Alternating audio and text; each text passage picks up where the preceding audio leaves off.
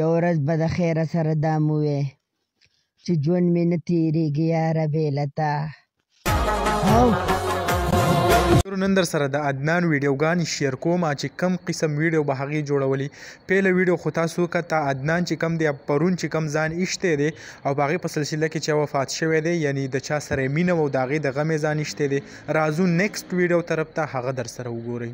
ناره ولګوم تاسو په خوښۍ ووایئ ټول به چاله ورکوئ ټول به چاله ورکوئ.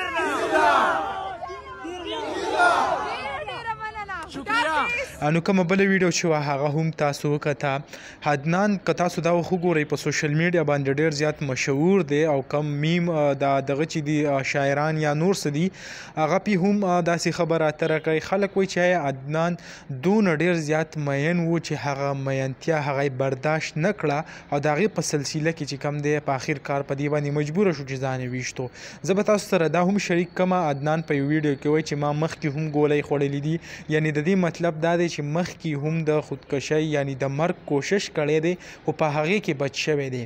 نو چې دا پته دونه د دې دوستانو یا مور او پلار دونه پته ورته نو دې دپاره چې کوم دی ښه پراپر کونسلینګ یا څه نور څه ولې نه کول چې دا کم یا مین یا څه و که په جینۍ و هغه یې دې وله غوښتي وی یا نور داسې څه وجوهات و چې هغه یې خو حلال کړي وی که نه. خو د بده مرغه په زمونږ په پښتنو کې کم زمونږ مور او پلار چې دي هغه خبر هم وي نو هغه دا خبره سکیپ کوي او د هغه په مخ کې څوک دا خبره کولی هم نشي.